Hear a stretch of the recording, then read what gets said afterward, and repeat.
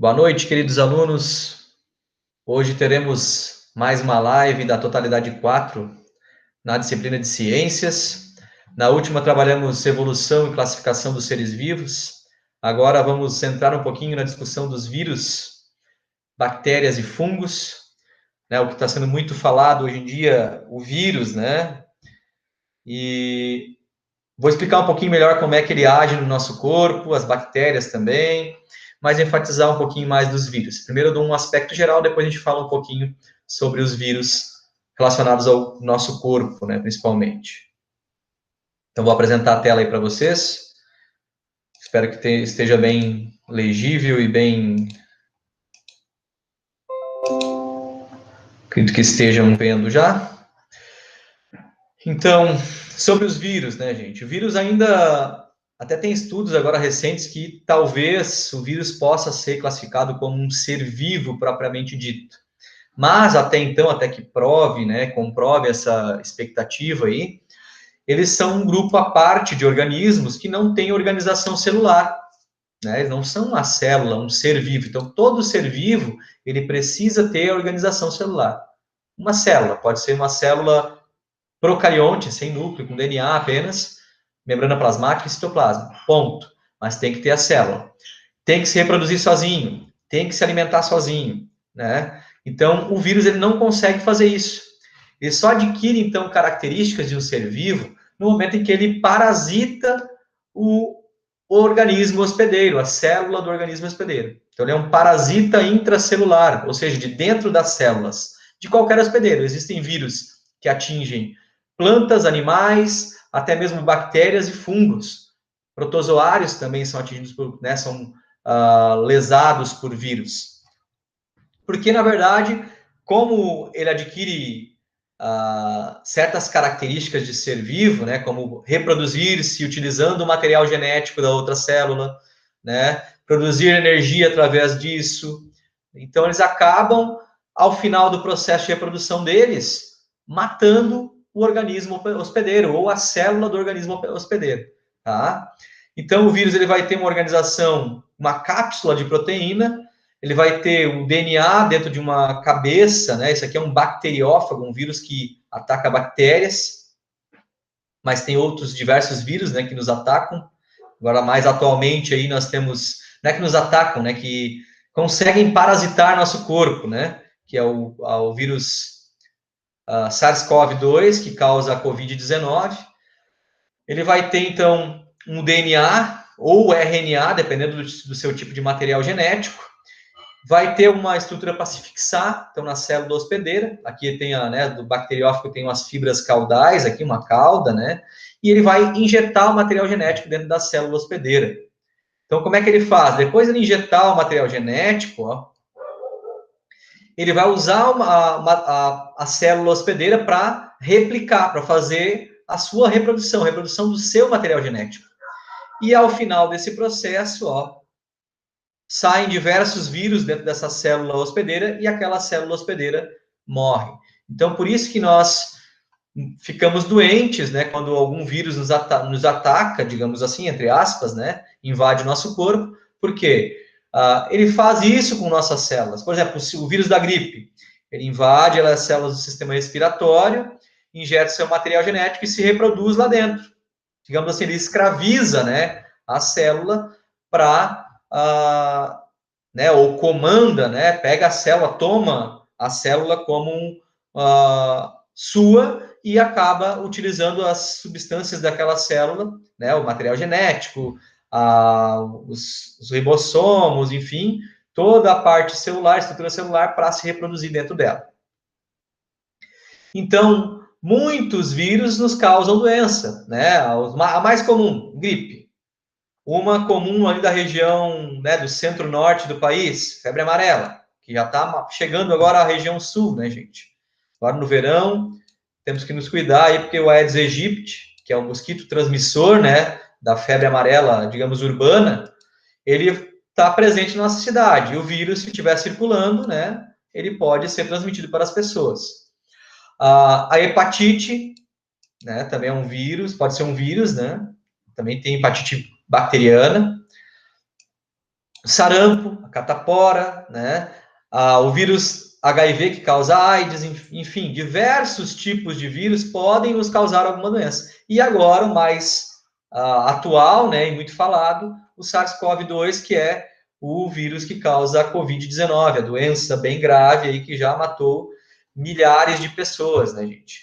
Então, é uma doença gravíssima, porque o vírus ele consegue se reproduzir de forma muito agressiva dentro do corpo e que algumas pessoas têm sintomas bem graves, né? Vamos dizer assim que a maioria desenvolve sintomas semelhantes a uma gripe forte, digamos assim, claro, com características diferentes ali, mas muitas dessas pessoas, né, que desenvolvem os sintomas param em hospitais, né, para atendimento, com falta, com problemas respiratórios, déficit respiratório, e pode vir a óbito, como já no Brasil, mais de 170 mil pessoas, né, vieram a óbito devido à doença.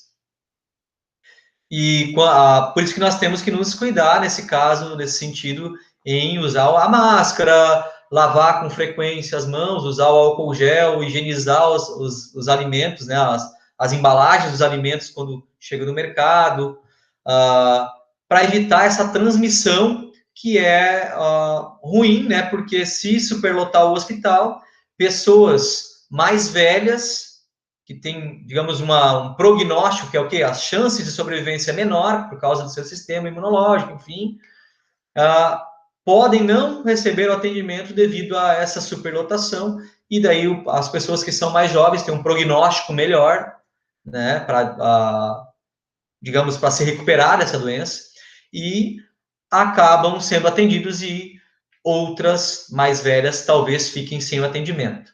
Então, por isso que é importante a gente prevenir para evitar essa transmissão acelerada do vírus.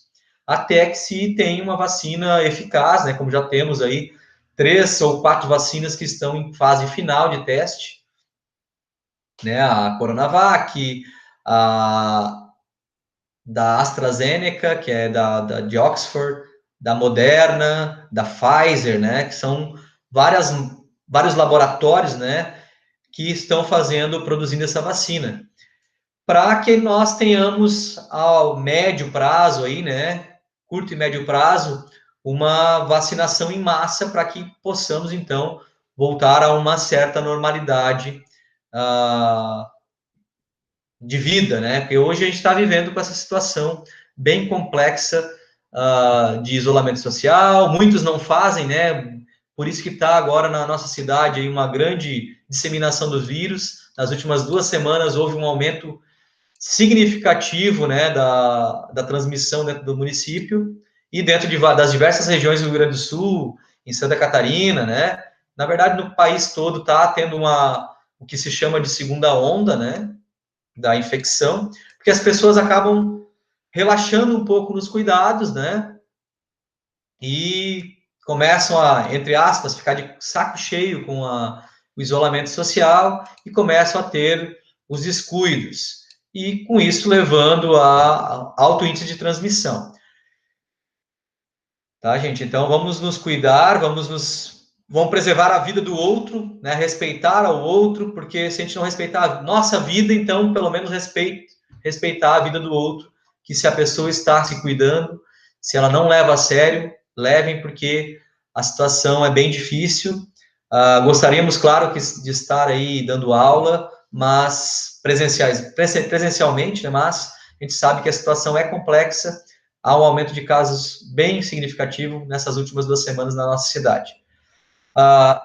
Então, a parte do vírus, né, gente? Então, são essas situações que a transmissão, a reprodução dele é muito rápida, né? Um vírus da gripe, por exemplo, tu dorme bem, no outro dia tu já está mal, de manhãzinha. Então, é horas para que os sintomas se desenvolvam rapidamente. Mesma coisa a Covid-19, talvez tu não desenvolva sintomas fortes, mas tu consegue transmitir talvez para um familiar que tem um sistema imunológico mais frágil e que esse pode desenvolver a forma mais grave da doença e ser levado a óbito. Então, tem que prevenir, que é o melhor remédio por enquanto, né? Já que não temos a vacina ainda. Mas, com certeza, com a produção científica aí, teremos logo, logo. Provavelmente para o primeiro semestre agora de 2021, já teremos essa vacina disponível. Esperamos assim, né? Então, vírus concluindo até agora, vou passar para as bactérias. De novo.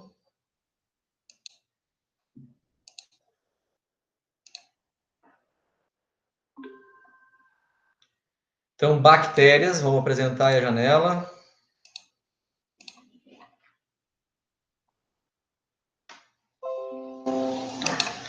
Está aparecendo aí para vocês. Bactérias, também, né, gente? Essa aqui é o primeiros organismos que são considerados seres vivos, porque tem uma estrutura celular, tem membrana, tem citoplasma, tem DNA, né, misturado ao citoplasma, uma estrutura celular mais simples, mas que já faz as diversas funções. Ela faz a respiração celular, ela produz energia, então, com essa respiração celular, ela se alimenta, ela se reproduz, enfim, faz tudo que um outro ser vivo faz, porque tem a organização. Então, as bactérias, elas são muito comuns na natureza, a grande maioria delas são decompositores, então auxiliam muito no processo da decomposição dos organismos, né, dos restos orgânicos, dos cadáveres, né, de animais, de plantas, né, que se não fossem os decompositores, não haveria, então, essa decomposição na natureza. E daí nós teríamos árvores já mortas há muito tempo sem se decompor, animais, né, mortos sem se decompor, então teríamos diversos corpos sobre a superfície terrestre sem se decompor, inclusive os corpos dos seres humanos. No entanto, né, as bactérias têm uma classificação de acordo com a sua forma. Então, nós temos os cocos, são bactérias em forma de esferas, né, de cocos. Os bacilos, bactérias em formas de bastão. Os espirilos e espiroquetas, né, são bactérias em formas de espiraladas, né, e os vibriões, em forma de vírgula.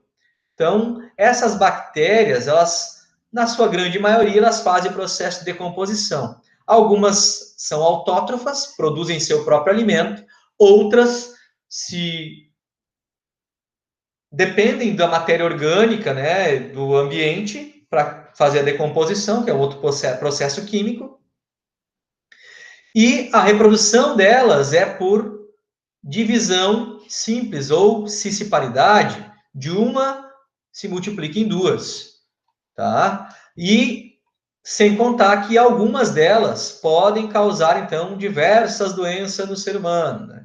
Então, a cólera, hoje em dia já fica é mais difícil de se visualizar a cólera, né? Mas às vezes em alguns locais que não tem saneamento básico, que é o quê? Tratamento de água, esgoto, né? Enfim, coleta de lixo, pode desenvolver surtos da doença, né? O Vibrião coleri vai fazer, então, vai causar a doença, né? Que causa grave desidratação, né? Diarreia forte, pode matar em 48 horas, gente, né?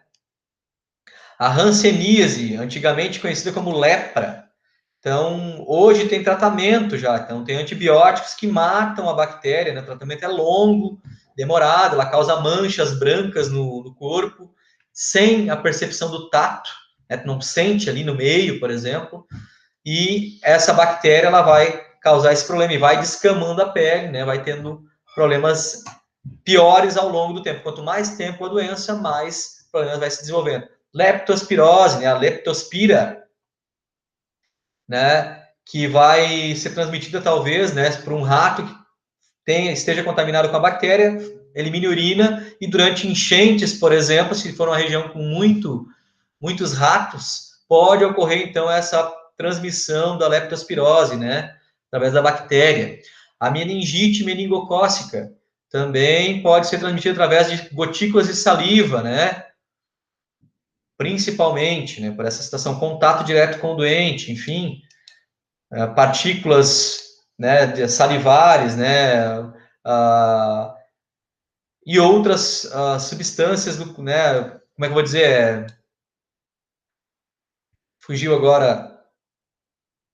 São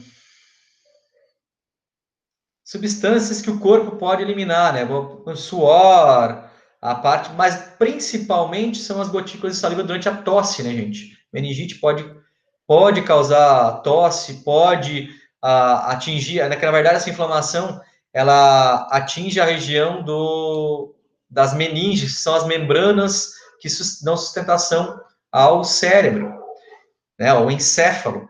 E meningite, o que é? É a inflamação dessas membranas. E isso pode causar graves lesões, né, na região das membranas e pode levar à morte. Né? Coqueluche, gonorreia, sífilis, doenças sexualmente transmissíveis, né, ou infecções sexualmente transmissíveis. Então, são bactérias que são transmitidas através do ato sexual.